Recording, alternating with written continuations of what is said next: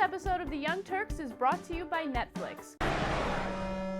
There's a huge issue for women living in Russia because there are more women than men in Russia, so they're having a difficult time getting married. In fact, let me give you the numbers.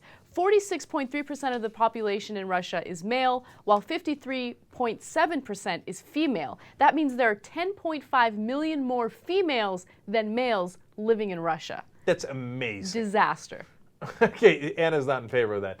Look, I'm going to keep it real here, okay? In a lot of countries in Europe, including Turkey, there are a lot of Russian prostitutes, okay?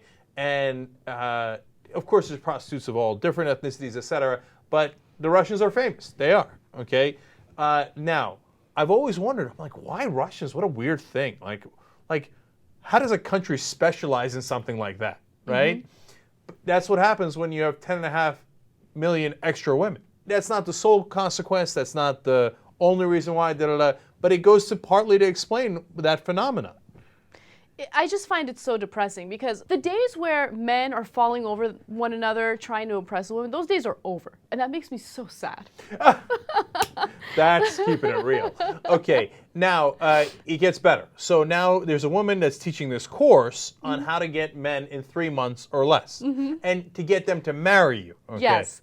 The woman's name is Yulia Vara, and she has these classes a couple days a year where she teaches these Russian women how to stand out to men, okay, what they can do to really be unique and catch a man's attention. And she wants to teach these women how to get married within 3 months, which is a lofty goal. Right. Well, I love some of her rules, right? But here's another twist to this story. She explains that, look, it's not just that there are so many more women than men in Russia, but that a lot of the men, she claims, and it's the article says it's not us saying it, right? A lot of the men are alcoholic and violent, impoverished, or addicted to alcohol. Vera claims. Right, and so in Russia, I guess that's not that surprising, right?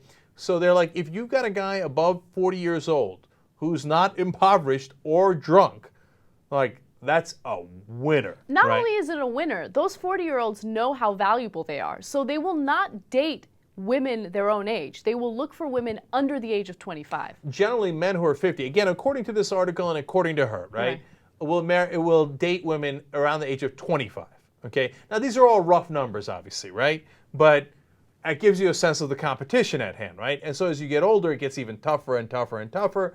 So how do you hook these guys? Well, my favorite part of this is she tells them when to have sex. I know, this is so ridiculous. She says, look, you got to make yourself valuable, so you got to hold out. Wait till the second date. That is so depressing. That is so depressing. Now, you know why she says that? She's like, if you give it out on the first date, the guy thinks you're just about sex. That's how he sees you, and it's over, right? But by the second date, he's serious about you. He's considering you. He wants to be your suitor. And she says, if you wait for the third date, there might not be a third date because there's so much competition. You better hurry up and put it out and please them. And she says the key fact afterwards is... This is so true. This is true. She says, you got to make sure you compliment the hell out of them. Yes! Because what does every man want? And look, you admitted this to me, okay? I did? Every man wants validation, okay? Oh, that's true, and it's not just males, it's females as well. But I think with males, it's on an elevated level, right. Okay? They want a woman that constantly tells them that they're good in the sack, that they feel protected around them, that they're the best thing since sliced bread. Yeah, for me, it's not about being in the sack. I already know how good I am, you know what I'm saying? Okay, but yeah, I'm like, even me, I always need validation. Honey, did I do good? I took out the garbage. That was good, right? That was pretty good, right? Yeah. Oh, do I get a sticker? Okay. So now you take that on a more serious level here. And one of the women who took the course says, oh, it's the best $500 I spent. $500 in Russia is enormous. The average salary is $800 a month, okay?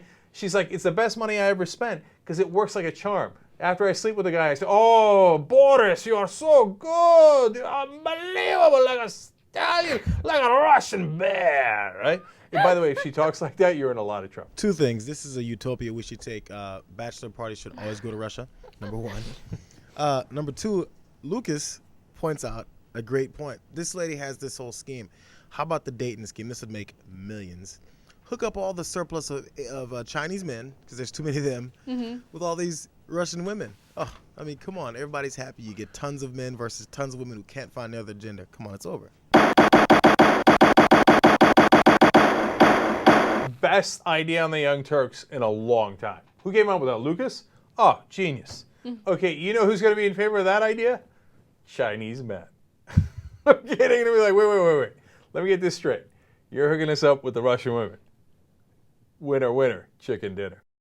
Get a load of Netflix. They deliver the movie to your house, no late charges, free shipping. You can watch thousands of movies or TV shows straight on your PC or on your television through a gaming console. Netflix.com/TYT. Free trial membership. You get Netflix all over you.